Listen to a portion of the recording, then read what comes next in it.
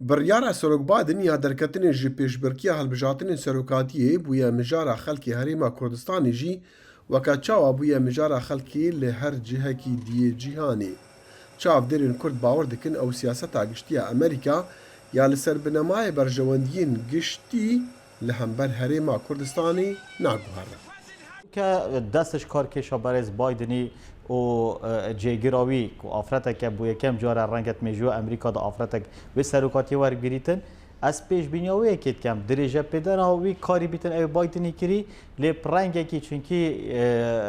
کەسێکا یا هەرچنە بیتن ڕەگەزێ مەیە زیاتر کاریگەریên wê yên عاتفî heger ser astê siyasetaş derve jî pişêwekî gelek zîx belav ya nebin karîgeriyê nekin pişêwekî rejeyî kartêkirinek hebîtin.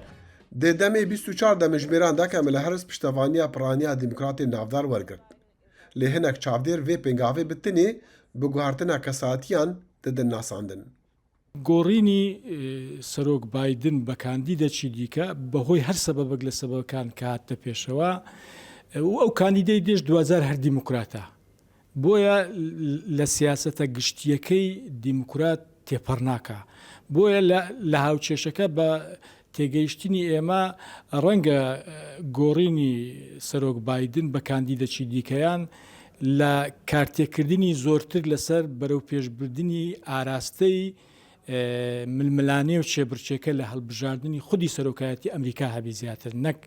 لەسەر سیاسەتە دەرەچێکە ji bervan egeran ji Kurdan re giring e berêxwebidin siyasetên giştiyên Amerîka nek kesayetiyan. Eva ku dêgorîn çêbîtin Biden dê wazih bûye demokratiya siyasatê pete diplomasiyet ya hey û hin karînana leşkerî bi tedexulat dikin hindî xizmetê dabî yani cî mehdûd wextekî ew dî berfirehbûna wê gelek giringî nadede petir birexete ku daxilê wê dê ça mesalehê xelkî û dê çawa bixwe keşîtin mesele demokratiya ve mesela ne Diyara di navkomariyên Amerîka de jî bawerî heye ku welatên neyarên Amerîka weka Îranê ev siyaseta demokratan bi delîve wergirtina heta ku ecendeyên xwe bêtirs li herêmê birêve bibin. توانی گورزێکی زۆر کوشندە بداتن لە هێزێکی زۆر کاریگەری وەکو هێزی عەشدی شەعبی کە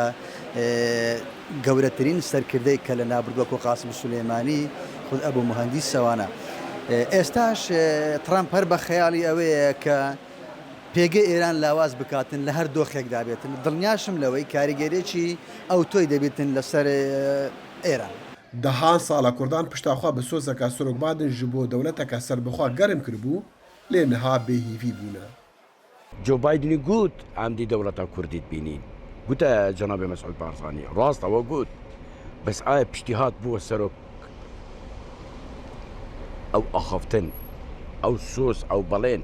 أو دا قالي كرد كو قالي كرد بكيف خوش بون قلت نبا أمريكا جو كود بيجن سيد العالم وأفا سروكي أمريكا أفسوس ده خلاص أم دبينا دولات سوزي خوب جنينة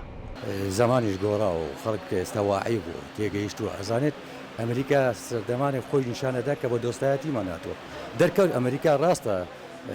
ئیسفادەشمان لێ کردووە سوودشمان لێ کردووە تۆسێک ئەو تەتەوڕ و پێشکەوتنەوە واعی بوونەمان بە هاتنی ئەمریکای بوو بەڵام لە ناخەوەش لە ژیانیشمان تووشی ڕەزاڵەت و 100 ساڵ بەرەو دواوای بردینەوە. ئەگەر بێهیڤیا وڵاتیە کورد بە ئەمریکا ڕاستی بەژی لێ چاودێر دەبێژن کوردان ji bilî Amerîka hevpeyman nînin. کە هەرێمی کوردستان خۆی بە هاوپەیمانی ئەمریکا دەزانێ ینی لە سای دەسەڵاتی ترامپ ئەو هاوپەیمانە دەکەوتە خەتەر. Digelvan pêşhatên lezgîn hêşta wêneyê qonaxa dahatiya pêşbirkiyê heta roja hilbijartinên serokatiya Amerîka li 5 meha 11 nezelale. Dexîlê şemo dengê Amerîka.